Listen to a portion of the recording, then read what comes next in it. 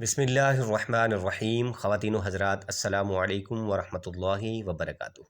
नाज़रीन कराम, क्या आपने कभी सोचा है कि सूरज की रोशनी जो हमें बिल्कुल मुफ्त मिलती है, दर हकीकत हमारी ज़िंदगी पर कितने गहरे असरात डालती है? क्या ये रोशनी वाकई एक मोज़ा है या एक खामोश कातिल?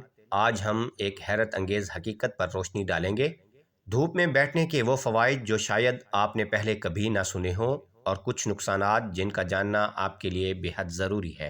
नाज़रीन कराम, ये सूरज जो लाखों सालों से ज़मीन पर रोशनी और तवानाई फराहम कर रहा है, सिर्फ रोशनी का ज़रिया नहीं बल्कि एक जादुई इलाज भी है।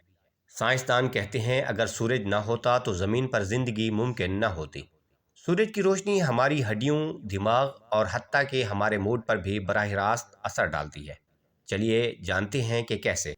नाज़रीन कराम, इस्लाम हमें फ़ितरत के करीब रहने का दर्स देता है।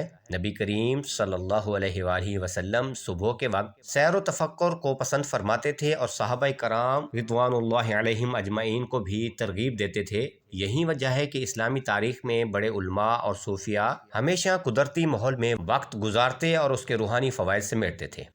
साइंस कहती है कि सूरज की रोशनी जिसमें विटामिन डी पैदा करती है, जो हड्डियों की मजबूती, मुदाफ़ती निज़ाम की बेहतरी और कई बीमारियों से बचाव में मदद देता है।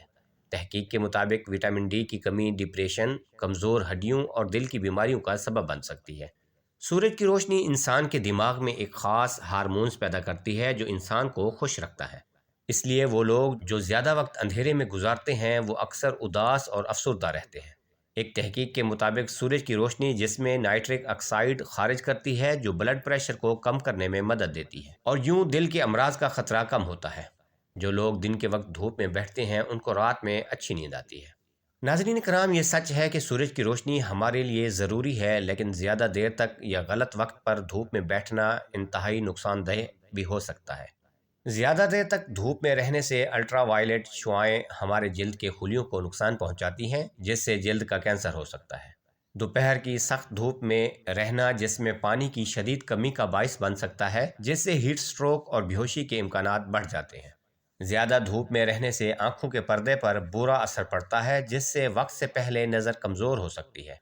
धूप से फ़ायदा उठाने का बेहतरीन तरीका यह है कि सुबह 7 से 10 बजे के दरमियान धूप में बैठें। यह वक्त सबसे मुफीद है।